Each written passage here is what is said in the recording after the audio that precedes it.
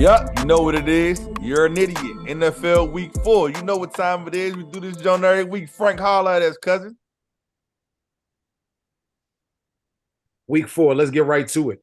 The New York Football Giants, please step to the stage. God, You are an idiot.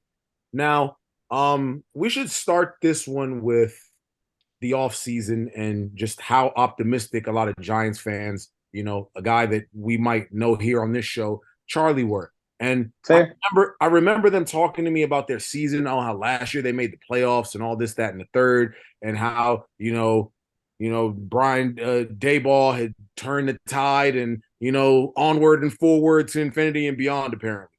So I just remember hearing all that, and I just remembered watching a lot of like the Giants last season, and the obvious thing came to me. And the obvious problem was that Daniel Jones, though he did okay, and they didn't put him in positions where he like maybe turned the ball over and he didn't have to do as much.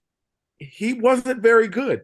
And I remember there's an argument that I have with Charlie all the time, and I tell him unsustainable things like winning really, really close games and a large number of them, it's hard to turn over, right? And when your quarterback is mediocre to bad, that's not a recipe for success. So what do the Giants do? Oh, yeah, we won 10 games with that guy. We're going to pay him and make this our long-term solution. And now, like, when you pay him, everybody feels good. You know how, like, everything is a victory in the offseason. So, like, people were touting this like this was a good thing. And then now you see this team this year, 4 weeks in, and it might be bottom 3. Like, they're definitely bottom 7, probably bottom 5. They might be one of the 3 worst teams in the league.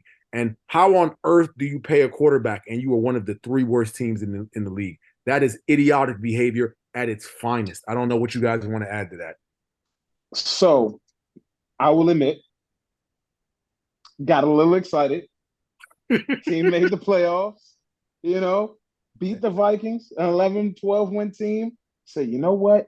I get it. What Frank said, the unsustainable stuff, I think we won like 8 games and 1-score games. And I was like, okay, so if that comes down a little bit, all right, okay.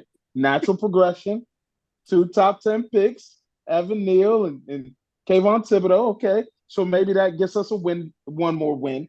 And then Darren Waller, that maybe another half a win. And then the receiver from Tennessee, that might get us another win.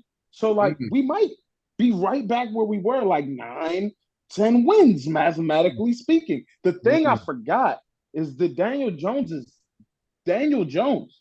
Vanilla Vic. I did. You was calling him Vanilla Vic last year.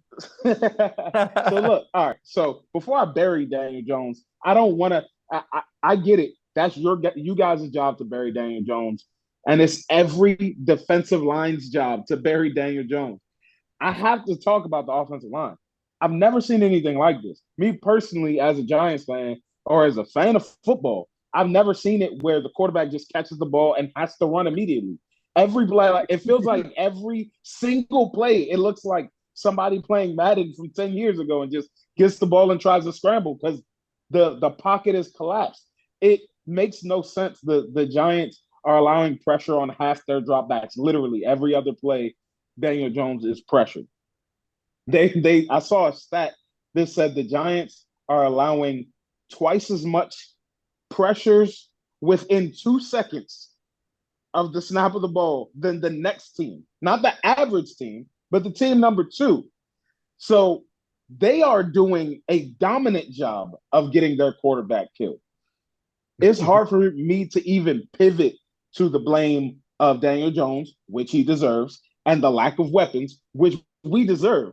But the Giants fans are idiots for thinking that last year was the new rule instead of the exception to our traditional putridity that we have established over the last half decade.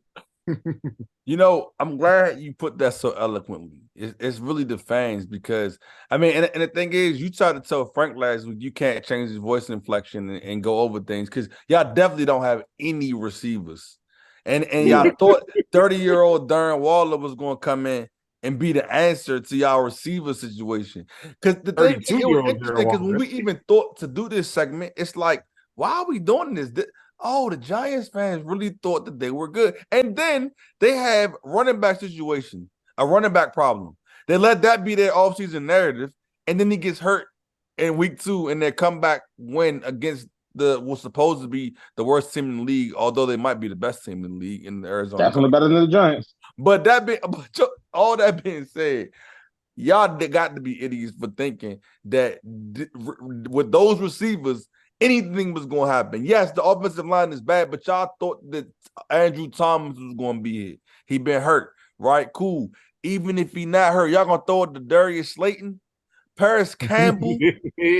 Come on, cuz. Even we Tennessee. We asked about the weapon. Like, you know what's not even being highlighted?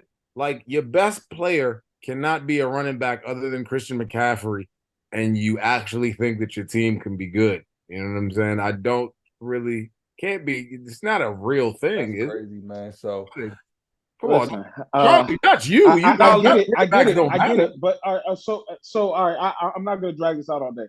But some of these things you could not have expected. Like, I mean, did you see the highlight? Because Soggy Nachos on Twitter, followers of Soggy Nachos on Twitter, that we posted a clip of Evan Neal blocking the defender. His defender was number 12 in blue, Darren Waller. I don't know what's happening here. I have no clue what is happening on this offensive line. I don't know what's going on with this team. It's ridiculous.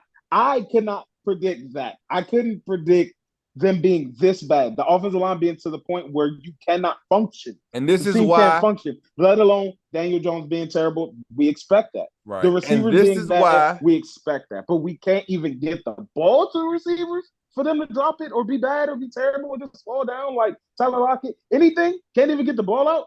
Yeah, I don't got nothing to say about this. Caleb Williams. You guys can see, this was a passion project.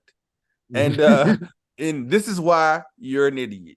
So, sorry, Charlie. You got to take the L this week. Anyways, this is Soggy Nachos Podcast. Thanks for listening. Like, comment, share, subscribe, all that fun stuff. Peace. Yo.